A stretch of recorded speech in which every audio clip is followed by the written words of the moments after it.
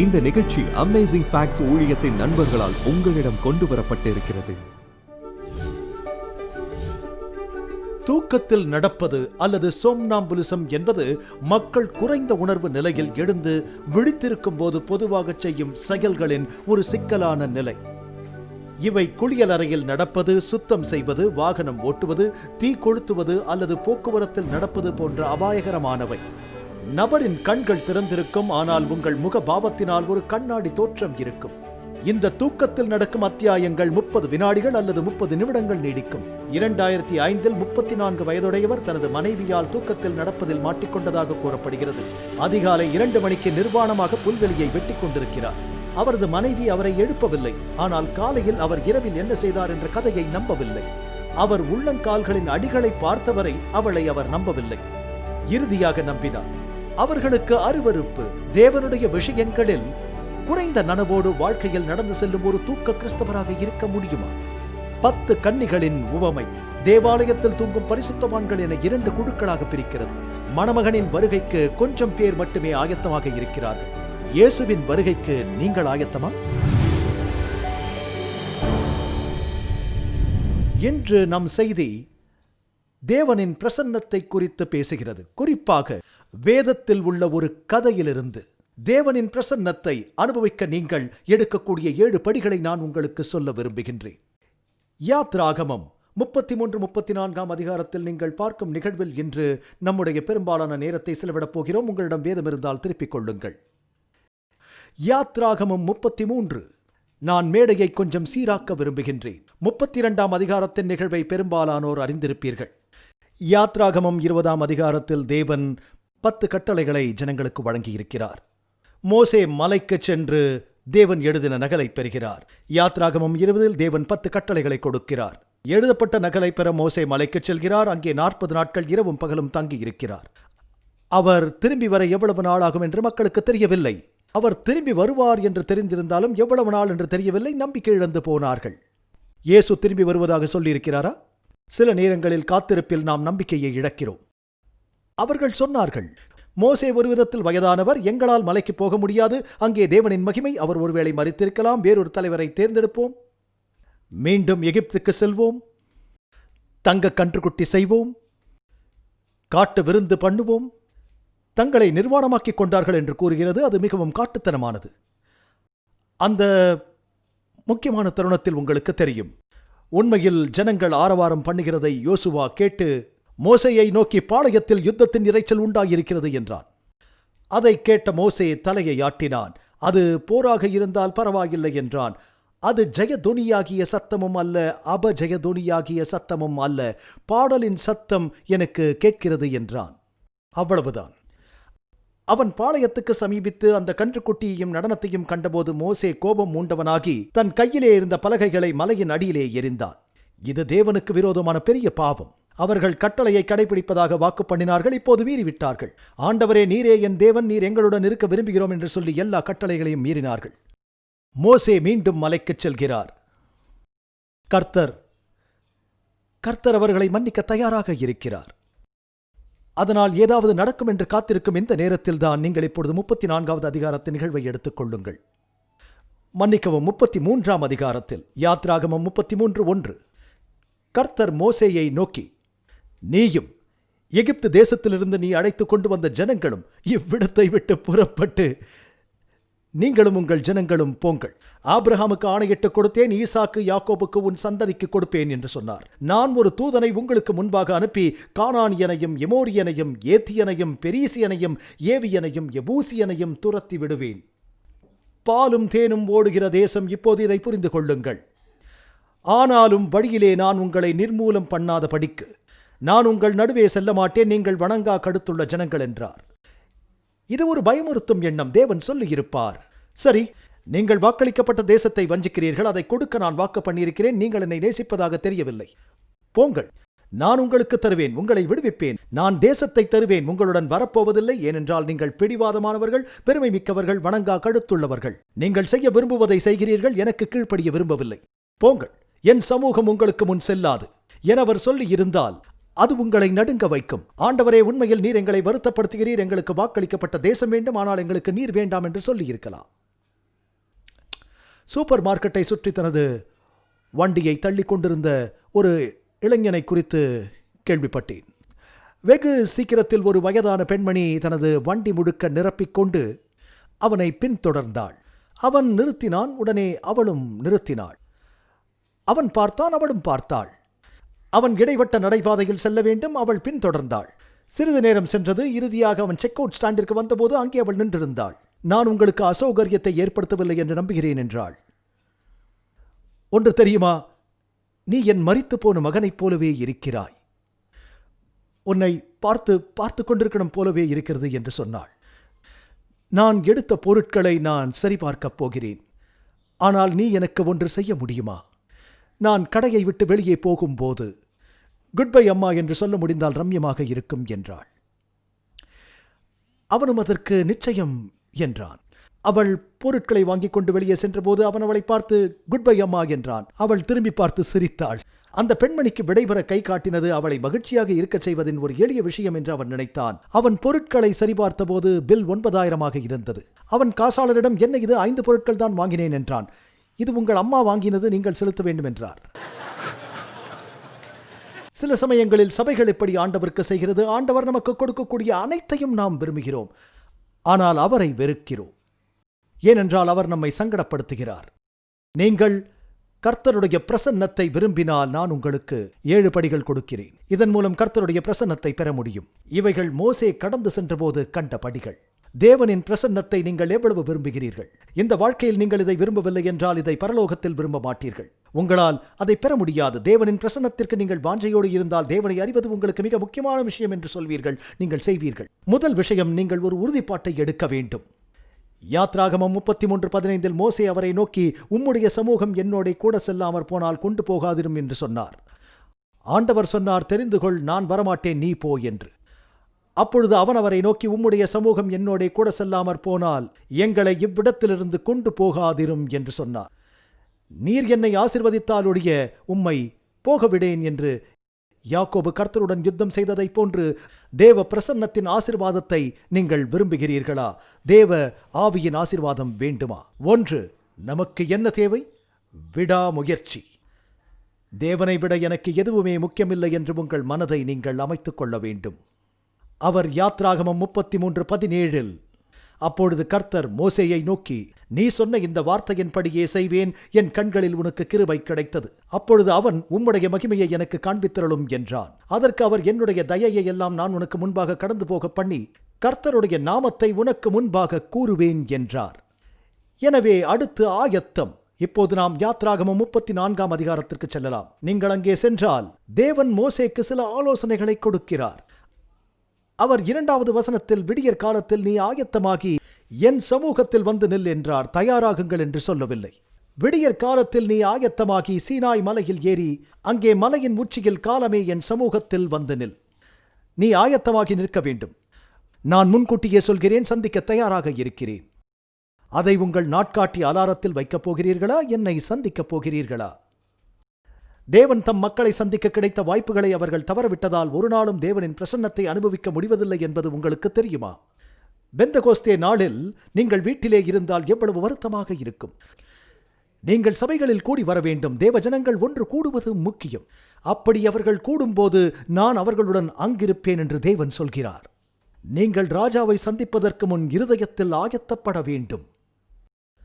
நாம் ஒவ்வொரு நாளும் காலையில் எழுந்து தேவனை தேட நடைமுறைப்படுத்த வேண்டும். தேடுதலில் நமக்கு நன்மையே உண்டாகும். நான் ஜெபிக்கிறேன், எதுவும் நடக்கவில்லை. நான் வேதத்தை தியானிக்கிறேன், எனக்கு எதுவும் வாய்ப்பதில்லை. உங்களுக்கு தெரியாத வழிகளில் மாற்றம் உண்டாவதை நீங்கள் உணர்வதில்லை. எனவே தேவனை தேட ஒவ்வொரு நாளும் உங்கள் இருதயத்தை ஆயத்தப்படுத்துங்கள். உங்கள் செயலில் மாற்றம் உண்டாகும். இப்போது வேதம் சொல்கிறது, நான் உங்களுக்கு 2 எடுத்துக்காட்டுகளை தருகிறேன். நீங்கள் தேவனின் பிரசன்னத்தை நாடவில்லை என்றால் தேவனை தேட உங்கள் இருதயத்தை ஆயத்தம் செய்யாவிட்டால் அது மோசமான விஷயம். உதாரணமாக சாலமோன் ராஜாவின் மகன், அவர் பெயர் தெரியுமா? ரெகோபெயாம். அவர் புத்திசாலித்தனமான ஆலோசகர்களை கேட்கவில்லை. 2 நாளாகமும் 12:14 வேதம் கூறுகிறது, அவன் கர்த்தரை தேடுகிறதற்கு தன் இருதயத்தை நேராக்காமல் பொல்லாப்பானதை செய்தான் என்று. ஒவ்வொரு நாளும் தேவனை தேட உங்கள் இருதயத்தை ஆயத்தப்படுத்துகிறீர்களா? அது உங்களுக்கு முதன்மையாக இருக்கிறதா? முதன்மையாக இல்லாவிட்டால், தினசரி உங்கள் வாழ்க்கையில் தேவனை தேடவில்லை என்றால், உங்கள் ஜெபத்தை தேவனிடத்தில் ஏறெடுக்காவிட்டால், பிறகு அநேகமாக இயேசு வரும்போது நீங்கள் தயாராக இருக்க மாட்டீர்கள். காலையில் அரை மணி நேரம் இப்படி செய்ய விரும்பவில்லை என்றால், நீங்கள் எப்படி நித்தியமாக தேவனின் பிரசன்னத்தில் இருக்க விரும்புவீர்கள்? இப்போது அவருடைய பிரசன்னத்தை தேடுவதிலிருந்து ஆரம்பியுங்கள். மறுபுறம் நீங்கள் யோசபாத் என்ற பெயரில் ஒரு நல்ல ராஜாவை பார்க்கிறீர்கள். இது 2 நாளாகமம் 19:3 கூறுகிறது, ஆகிலும் நீர் தேவனை தேட உம்முடைய இருதயத்தை நேராக்கின விஷயத்தில் நன்மையான காரியங்கள் உம்மிடத்திலே காணப்பட்டது உண்டு என்றான். நீங்கள் தேசத்திற்கு கீழ்ப்படுகிறீர்கள், எனக்கு கீழ்ப்படுகிறீர்கள். நீங்கள் நிச்சயத்தை பெற்றுக்கொண்டீர்கள், நீங்கள் ஆயத்தப்படுகிறீர்கள். அடுத்து உங்களுக்கு தனிமை வேண்டும். யாத்ராகமம் 34:3 தேவன் மோசேயை நோக்கி, உன்னோடே ஒருவனும் அங்கே வரக்கூடாது, மலையிலெங்கும் ஒருவனும் காணப்படவும் கூடாது என்றார். உங்களுக்கு தேவனுடன் தனிப்பட்ட நேரம் தேவை. தேவாலயத்திற்கு வரும் நிறைய பேர் எனக்கு தெரியும். அவர்கள் சமூக தொடர்புகளை விரும்புகிறார்கள். ஆனால் இயேசு உங்கள் தனிப்பட்ட இரட்சகராக இருக்க அவருடன் செலவிட தனிப்பட்ட நேரம் அவருக்கு ஒதுக்குவதில்லை. இந்த போதகர்கள் கர்த்தராகிய இயேசு உங்கள் தனிப்பட்ட இரட்சகராக என்கிறார்கள். அதை ஒரு குழு விஷயமாக செய்கிறீர்களா? உங்கள் பெற்றோர் தேவாலயத்தில் இருக்கிறதால் தேவனுடன் தனிப்பட்ட ஐக்கியம் கொள்கிறீர்களா? கர்த்தர் மோசேயிடம், நான் உன்னை அறிவேன், நீ என் நண்பன் என்று சொன்னதை நீங்கள் கவனித்திருப்பீர்கள். ஒரு நபர் தனது நண்பருடன் தனிப்பட்ட ஐக்கியம் வைத்திருந்ததால் தனது நண்பருடன் பேசுவதைப் போல் அவர் நேருக்கு நேர் பேசினார். இதை நீங்கள் எப்படி பார்க்கிறீர்கள்? இது எப்போதும் ஒரு குழு சிகிச்சையாக இருக்க முடியாது. ஒன்றுபட்ட ஆராதனை மிகவும் முக்கியம். ஆனால் உங்களுக்கு தேவனுடன் தனிப்பட்ட நேரம் இருக்கிறதா? வேதத்தில் நிறைய எடுத்துக்காட்டுகள் உள்ளன. தேவன் தனது உடன்படிக்கையை அவருக்கு கொடுத்தபோது ஆபிரகாம் தேவனுடன் தனியாக இருந்தார். தேவனோடு திராட்சை ஆலையில் கிதியோன் கோதுமையை அடித்துக் கொண்டிருந்தான் என்று வாசிக்கிறோம்.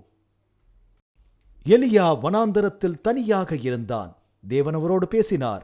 பவுல் அரேபியாவிலும் சிறையிலும் தனியாக இருந்தார். பத்மோ தீவில் யோவான் தனியாக இருந்தார். நாள் வருவதற்கு முன் ஜெபிக்க இயேசு தனியான ஒரு இடத்திற்கு புறப்பட்டு சென்றார். கர்த்தர் அதை செய்ததால் அது உங்களுக்கும் எனக்கும் நல்ல உதாரணம். கர்த்தருடைய பிரசன்னத்தை காண விரும்புகிறீர்களா? நீங்கள் அவரை தேட வேண்டும். நேரத்தை தெரிந்து கொள்ளுங்கள்.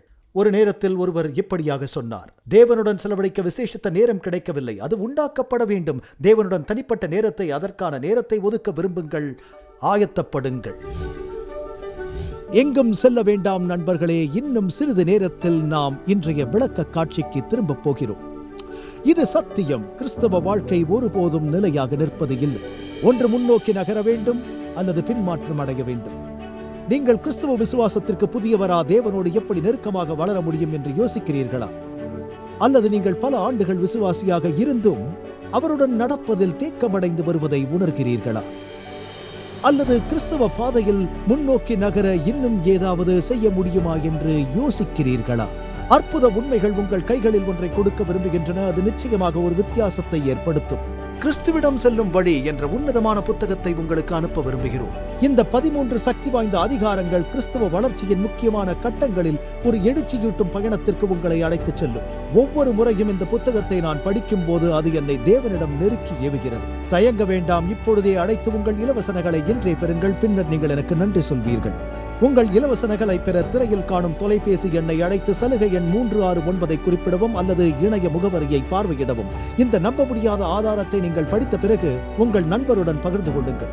இன்றைய விளக்க காட்சிக்கு இப்போது திரும்புவோம். மேலும் தேவனுடைய வார்த்தையிலிருந்து இன்னும் சில அற்புதமான உண்மைகளை தெரிந்து கொள்வோம்.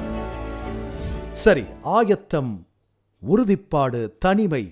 இப்போது அடுத்ததாக எதிர்பார்ப்பு குறித்து பேசினோம். நீங்கள் இதை செய்யும் போது தேவன் தம்முடைய வார்த்தையை நிறைவேற்றுவார் என்று எதிர்பாருங்கள். ஆக தேவன் மோசேயை மீண்டும் மலைக்கு அழைத்தபோது யாத்ராகமம் 34 அவர் சொல்கிறார், அப்பொழுதே மோசே முந்தின கற்பலகைகளுக்கு ஒத்த 2 கற்பலகைகளை இழைத்து அதிகாலமே எழுந்திருந்து கர்த்தர் தனக்கு கட்டளையிட்டபடியே சீனாய் மலையில் ஏறினான். அவ்விரண்டு கற்பலகைகளையும் தன் கையிலே எடுத்துக்கொண்டு. எனவே நீங்கள் அவருக்கு எதையாவது கொண்டு செல்ல வேண்டும். உங்களுக்காக வார்த்தையை எழுதச் சொல்ல எதிர்பார்க்கிறீர்கள். நான் உங்களுடன் தொடர்பு கொள்வேன் என்று எதிர்பார்க்கிறீர்கள். நான் உங்களுடன் பேசுவேன் என்று எதிர்பார்க்கிறீர்கள். அவர் சொன்னதை செய்தார். அதிகாலமே உயிர்த்தெழுந்தார். மோசே மலைக்குச் செல்கிறார். இருதயத்திலிருந்து ஜெபத்தை ஏறெடுக்கிறார். மகிமையை காட்டும் என்கிறார். இப்போது மோசே மலைக்கு வந்தபோது கர்த்தர் மோசேக்கு ஒன்றை எழுதப் போகிறார் என்றால் அதன் அர்த்தம் கர்த்தர் எங்கே எழுதப் போகிறார்? புதிய உடன்படிக்கை எங்கே எழுதப்பட்டது? இருதயத்தில் எழுதப்பட்டது. நீங்கள் வரும்போது இருதயத்தில் தேவன் எழுத எதிர்பார்க்கிறீர்கள். அந்த நாட்களுக்கு பின்பு நான் அவர்களோடே பண்ணும் உடன்படிக்கையாவது, நான் என்னுடைய பிரமாணங்களை அவர்களுடைய இருதயங்களில் வைத்து அவர்களுடைய மனதில் எழுதுவேன். தூசி நிறைந்த வேதம் அழுக்கு வாழ்க்கைக்கு இட்டுச் செல்கிறது என்று ஒருவர் சொன்னார். தேவனுடைய வார்த்தைகளுக்கு நாம் கீழ்ப்படிய வேண்டும். இந்த கட்டளைகளை நாம் கைக்கொண்டு வர வேண்டும். 10 கட்டளைகள் 2 கற்களில் எழுதப்பட காரணம், உண்மையில் சட்டத்தின் இரட்டைத்தன்மையை அது குறிக்கிறது. அது 2 விளிம்புகளை கொண்ட வாள். தீர்க்கதரிசிகள் மோசே, எலியா, புதிய மற்றும் பழைய ஏற்பாடு போன்றது. எனவே தேவனுடைய வார்த்தையை கொண்டு வருகிறோம். தேவன் நம் இருதயங்களில் எழுத நாம் விரும்புகிறோம். எசேக்கியேல் 3:10, பின்னும் அவர் என்னை நோக்கி, மனுபுத்திரனே, நான் உன்னுடனே சொல்லும் என் வார்த்தைகளை எல்லாம் நீ உன் செவிகளினாலே கேட்டு இருதயத்தில் ஏற்றுக்கொள்ள வேண்டும். அந்த 2 கட்டளைகளைப் போல நமக்கு 2 காதுகள் உண்டு. தேவனுடைய வார்த்தையை நம் இருதயத்தில் எழுத வேண்டும் என்று விரும்புகிறோம். மழைக்காக ஜெபிக்க தேவாலயம் வந்தால் குடையை கொண்டு வர வேண்டும். அது எதிர்பார்ப்பு என்று அழைக்கப்படுகிறது. நீங்கள் எதையாவது எதிர்பார்க்கிறீர்களா? சில நேரங்களில் மக்கள் தேவாலயத்திற்கு வருகிறார்கள். ஒரு அணுகுமுறை உண்டு. நான் தொடர விரும்புகிறேன். நான் எதையும் பெற எப்போதும் எதிர்பார்ப்பதில்லை. இயேசு சொன்னார், உங்கள் விசுவாசத்தின்படி உங்களுக்காக கடவது என்று. தேவனை தேடுவது, தேவனோடு தனியாக நேரம் செலவிடுவது, தம்முடைய மகிமையை உங்களுக்கு வெளிப்படுத்த ஜெபிப்பது போன்ற தேவைகளை நீங்கள் பூர்த்தி செய்தால் அவர் சித்தம் நிறைவேறும் என்று நம்புங்கள். தேவனிடமிருந்து ஏதாவது எதிர்பார்க்கலாம். ஜெபத்தின் ஒரு பகுதி விசுவாசம். உங்களுக்கு எதிர்பார்ப்பு இருக்கும். நீங்கள் அதை செய்யும் போது உங்களுக்கு வெளிப்பாடு கிடைக்கும். தேவன் வாக்குத்தத்தத்தை நிறைவேற்றுபவர். யாத்ராகமம் 33:21. பின்னும் கர்த்தர், இதோ என் அண்டையில் ஒரு இடம் உண்டு. மலை மீது நிற்கும்போது நீ அங்கே கண்மலையில் நில்லு. என் மகிமை கடந்து போகும்போது நான் உன்னை அந்த கண்மலையில் வெடிப்பிலே வைத்து நான் கடந்து போகும் மட்டும் என் கரத்தினால் உன்னை மூடுவேன். பின்பு என் கரத்தை எடுப்பேன். அப்பொழுது என் பின்பக்கத்தை நீ காண்பாய், என் முகமோ காணப்படாது என்றார். கர்த்தர் அதை இறுதியாக செய்யும்போது யாத்ராகமம் 34:5 சொல்கிறது, கர்த்தர் ஒரு மேகத்தில் இறங்கி அங்கே அவன் அருகே நின்று கர்த்தருடைய நாமத்தை கூறினார். கர்த்தருடைய நாமத்தை பேசும்போது, நாமத்தில் இதை செய்து, நாமத்தில் ஜெபிக்கும் போது, கர்த்தருடைய நாமத்தில், அது என்ன அர்த்தம்? இது குறிப்பிட்ட நாமத்தின் உச்சரிப்பை விட மேன்மையுள்ளது. தேவனுடைய நாமத்தை எப்படி உச்சரிக்கிறார்கள் என்பதை பொறுத்து மக்கள் திசை திருப்பப்படுகிறார்கள். நீங்கள் அதற்குள் ஓடியிருக்கிறீர்களா? நான் சொல்வது புரிகிறதா? அவர்களுக்கு தனி வேத மொழிபெயர்ப்புகள் கூட இருக்கிறது. நீங்கள் இனி கர்த்தர் என்று சொல்லக்கூடாது, யெகோவா என்று சொல்ல வேண்டும். யாவே அல்லது யெகோவா என்று உண்மையில் யாருக்கும் தெரியாது. ஏனென்றால் அந்த பரிசுத்தமான வார்த்தைகளை எவ்வாறு உச்சரிப்பது என்பது இன்னும் நமக்கு மர்மமாகவே இருக்கின்றது. ஆனால் வேதத்தில் தேவனுடைய முக்கியத்துவம் கர்த்தருடைய நாமத்தை குறித்து பேசும்போது அது ஒருபோதும் உச்சரிப்பில் இல்லை. தேவ ஆவியானவர், தேவனானவர் இவர்களை அறிவதே ஆகும். நித்திய ஜீவனானவர் என்றால் என்ன? யோவான் 17, ஒன்றானமை தேவனாகிய உம்மையும் நீர் அனுப்பினவராகிய இயேசு கிறிஸ்துவையும் அறிவதே நித்திய ஜீவன். இழந்து போனவர்களுக்கு கர்த்தர் என்ன சொல்லுவார்? நான் உன்னை அறியேன் என்பார். ஆகவே தேவனின் பிரசன்னத்தை நாம் அனுபவிக்க வேண்டும். எனக்கு உன்னை தெரியாது என்று அவர் சொல்லக்கூடாது என்று நாம் விரும்பினால் நாம் இப்போதே அவரை அறிந்து கொள்ள வேண்டும். தேவனை ஆராதிக்கவும் வழிவகுக்கும் அது. யாத்ராகமம் 34:8 வாசியுங்கள். மோசே தீவிரமாக தரை மட்டும் குனிந்து பணிந்து கொண்டு, உங்களுக்கு தெரியும், நாம் தேவனை அறியாவிட்டால் தேவனை ஒருபோதும் ஆராதிக்க முடியாது. அவரை அறிய நேரம் எடுத்துக் கொள்ளாவிட்டால் அவரை அறிய முடியாது. மலைக்கு செல்வதற்கு மோசே ஆயத்தப்படுத்திக் கொண்டார். பெரிய தீர்க்கதரிசிகள், ராஜாக்கள் தேவனின் மகிமையை குறித்த கண்ணோட்டம் கிடைத்த போது அது உண்மையான ஆராதனைக்கு அவர்களை தூண்டியது என்பதை நீங்கள் வேதத்தில் கவனித்திருக்கிறீர்கள். அது மட்டுமல்லாமல் அவர்கள் தேவனின் மகத்துவத்தை புரிந்து கொண்டார்கள். நம் ஆராதனையின் போது நாம் இன்னும் பழைய பாணியில் இருக்கிறோம் என்று சிலர் நினைக்கிறார்கள். முடிந்தவரை நாம் முழங்காலில் நிற்கிறோம். முடிந்தவரை. ஏனென்றால் சரீர தோற்றத்தை வைத்து நாம் தேவனின் மகிமையை சொல்கின்றோம். அது முக்கியம். அது சொல்கிறது, தானியேல் முழங்கார் படியிட்டு ஜெபம் பண்ணினார். இயேசு பண்ணினார். சாலமோன் முழங்கார் படியிட்டார். ராஜாதி ராஜா குறித்து பேசுகின்றோம். அவர் யார் என்பதை நீங்கள் அறிந்திருக்கிறீர்கள் என்பதை இது குறிக்கிறது. மேலும் அவருக்கு முன் நம்மை தாழ்த்துகிறோம். மோசே குனிந்து பணிந்து கொண்டார். எசேக்கியேல் தேவனை கண்டவுடன், இதை நீங்கள் எசேக்கியேல் 1, எசேக்கியேல் 3:23 படிக்கலாம். அப்படியே நான் எழுந்திருந்து கேபார் நதி அண்டையிலே மகிமை விளங்கியது. அப்பொழுது நான் முகங்குப்புற விழுந்தேன்.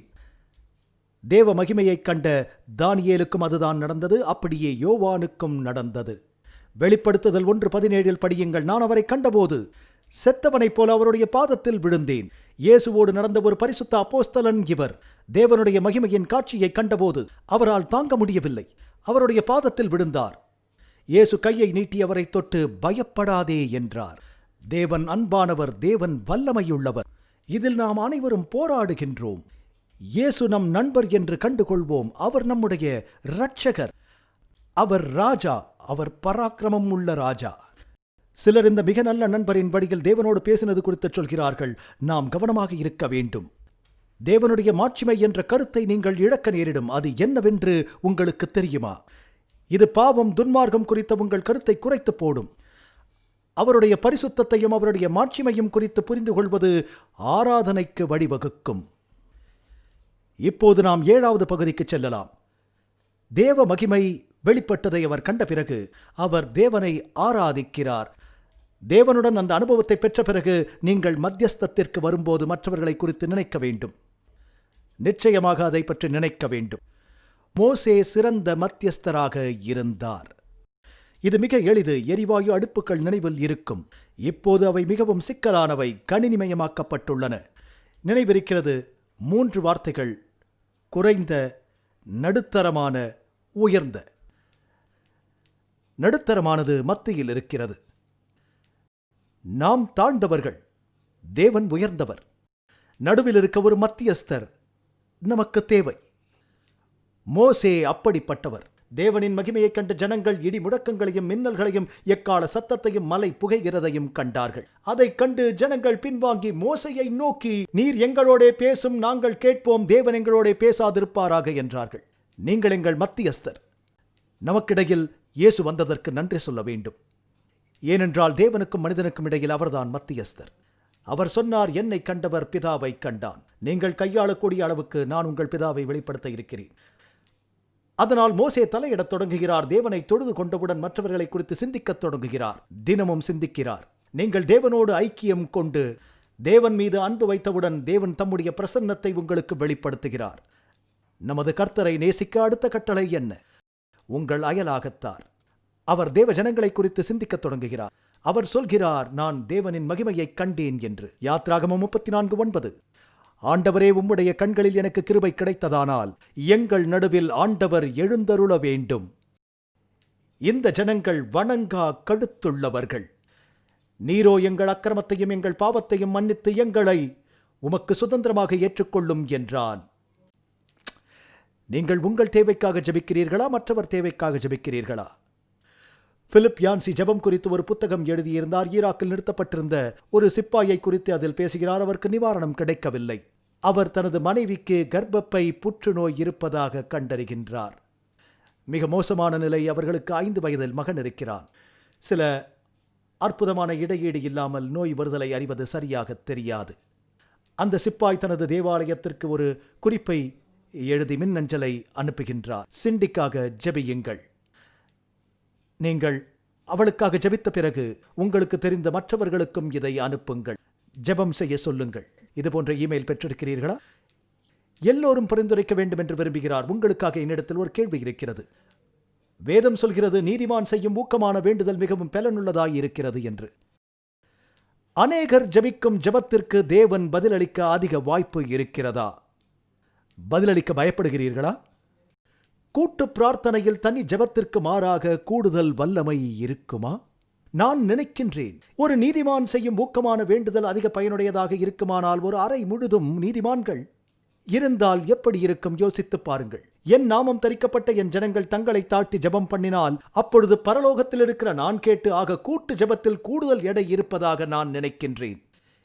எனவே உங்கள் குடும்பத்துக்காகவும் அந்தந்த தேவைகளுக்காகவும் நீங்கள் ஜெபித்த பிறகு மற்றவர்களுக்காகவும் நீங்கள் பரிந்துரைக்க வேண்டும். ஆமென். பின்னர் இவை அனைத்தின் விளைவாக நடக்கிறது என்ன என்பதை கவனியுங்கள். மோசே தனது நேரத்தை மலையில் செலவிட்டார். 7 படிகளை பார்த்து விட்டீர்கள். அவர் தேவ பிரசன்னத்தை கண்டார், தேவ மகிமையை கண்டார். ஆகவே உங்களுக்கு கூடுதல் நன்மை கிடைக்கும். இது மாற்றம் என்று அழைக்கப்படுகிறது. யாத்ராகமம் 34:29. மோசே சாட்சி பலகைகள் 2ஐயும் தன் கையில் எடுத்துக்கொண்டு சீனாய் மலையிலிருந்து இறங்குகிற போது தன்னோடே அவர் பேசினதினாலே தன் முகம் பிரகாசித்திருப்பதை அவன் அறியாதிருந்தான். கொஞ்சமும் அறியவில்லை. பவுல் இந்த அனுபவத்தை 2 கொரிந்தியர் 3 குறிப்பிடுகிறார். நீங்கள் முழு அதிகாரத்தையும் படிக்க வேண்டும்.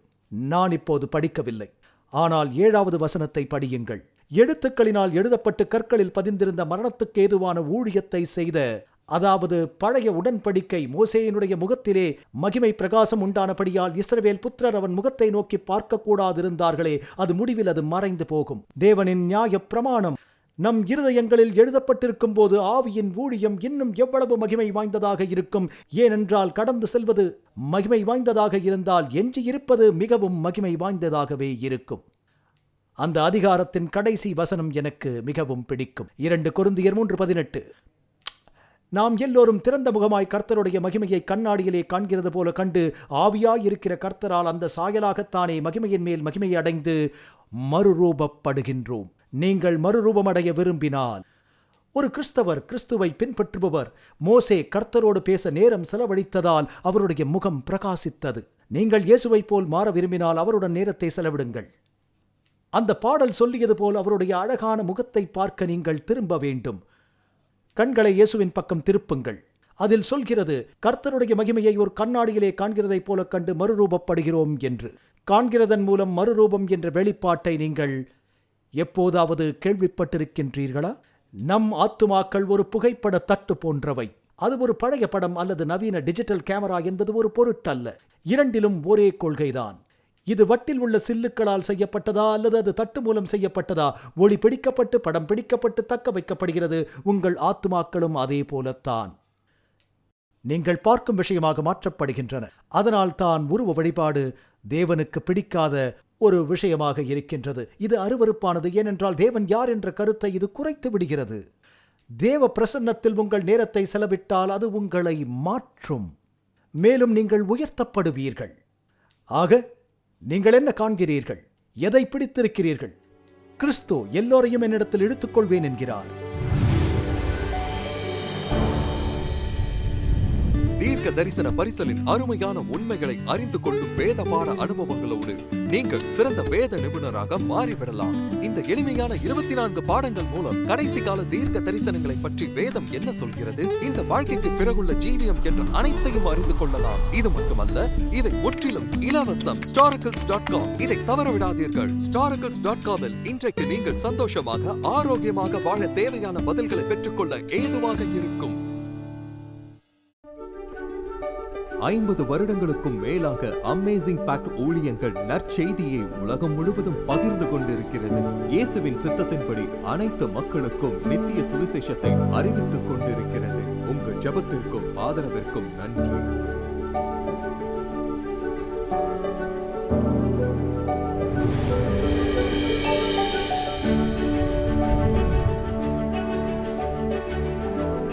இன்றைய இலவச சலுகையை விண்ணப்பிக்க மறந்து விடாதீர்கள். அது நிச்சயம் ஆசீர்வாதமாக இருக்கும். உங்களது தொடர்ச்சியான ஆதரவுக்கு நன்றி. நாங்கள் இயேசு கிறிஸ்துவின் சுவிசேஷத்தை உலகெங்கிலும் கொண்டு செல்கிறதினால் நீங்கள் அடுத்த வாரம் இணைந்திருக்க உதவி செய்து கர்த்தருடைய வேத வார்த்தையில் மூழ்கி அற்புத உண்மைகளை ஆராயச் செய்வோம். இந்த நிகழ்ச்சி அமேசிங் ஃபேக்ட்ஸ் ஊழியத்தின் நண்பர்களால் உங்களிடம் கொண்டு வரப்பட்டிருக்கிறது.